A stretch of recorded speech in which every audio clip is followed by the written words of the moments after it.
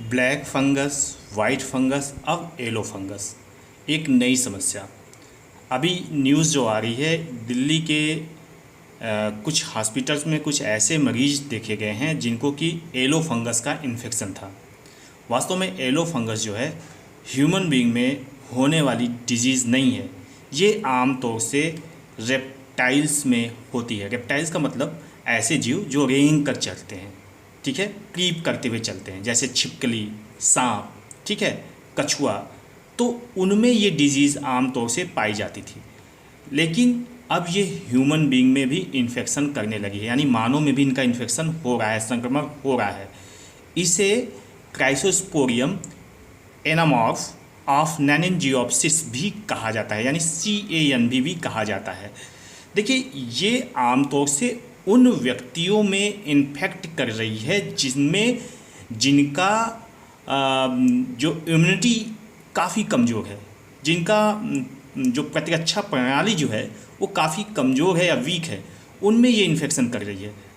अब जिनको ये बीमारी हो रही है उनके सिम्टम क्या है? देखिए, पहली बात तो ये समझ लीजिए कि जिनकी भी इम्यूनिटी कमज़ोर है, जैसे कि जो अभी कोविड-19 के पेशेंट हैं और वो रिकवर कर गए हैं, और रिकवर करने के बाद होता क्या है कि कोविड-19 का जब मरीज़ का जब इलाज किया जाता है तो उसमें स्टेरॉयड का इंजेक्शन दिया जाता है, और साथ ही साथ अगर मान लीजिए स्टेरॉयड का इंजेक्शन लिया गया हो और उसको लंबे समय तक ऑक्सीजन पर रखा गया हो तो उसकी प्रतिरक्षा प्रणाली जो होती है, इम्यूनिटी जो होती है, वो काफ़ी कमज़ोर हो जाती है।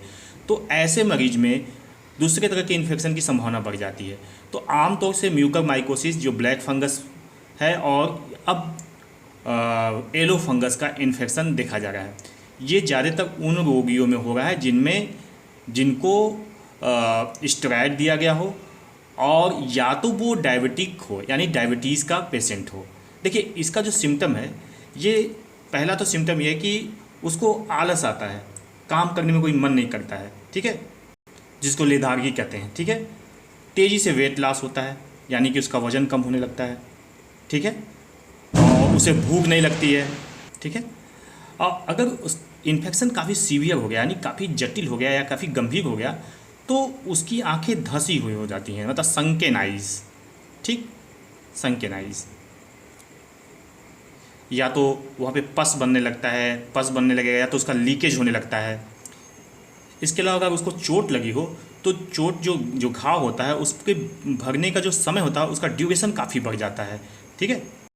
उसके आर्गन फेल्योर होने लगते हैं, मतलब आर्गन काम करना बंद कर देते हैं, और उनकी कोशिकाएं मरने लगती हैं, यानी नेक्रोसिस हो जाता है। ये देखिए तब होता है जबकि कंडीशन काफ़ी सीवियर हो जाती है, ठीक है। संकेनाई, हीलिंग प्रोसेस प्रोलॉन्ग हो जाता है, आर्गन फेल्योर होने लगता है, नेक्रोसिस हो जाता है। मतलब कि अगर जो एलो फंजाई से इन्फेक्टेड मरीज होता है, अगर उसके इलाज में लेट किया जाता है, देरी की जाती है, तब ये सिम्टम दिखने लगते हैं, और उसको बचाने का जो चांसेस होता है काफ़ी घट जाता है। अब सवाल ये उठता है कि इसको डिटेक्ट कैसे करेंगे। तो डिटेक्शन का एकमात्र ही साधन इसका है कि एक्सरे कराया जाए या तो CT स्कैन कराया जाए।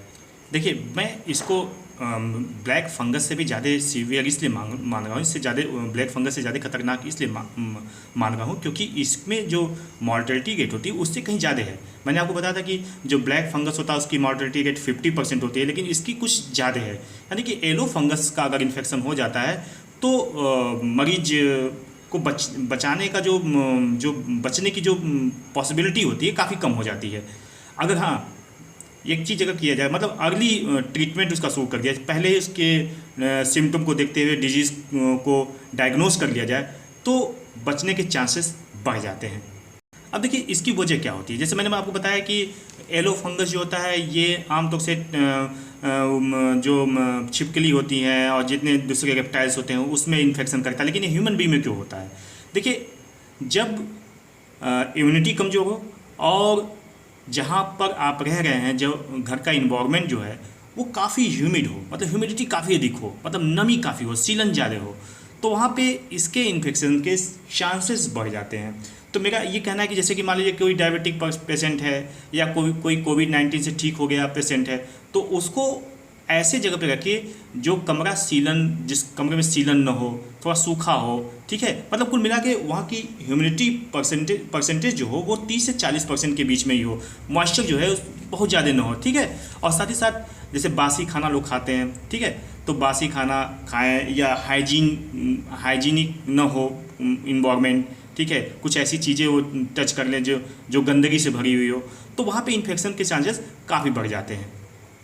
अब देखिए इसका ट्रीटमेंट वही है जो कि ब्लैक फंगस में एंटी फंगल दवाएं जो दी जाती हैं, और उसका इंजेक्शन जो दिया जाता है, जैसे एम्फोटेरेसिन जो होता है उसका इंजेक्शन दिया जाता है इसके केस में।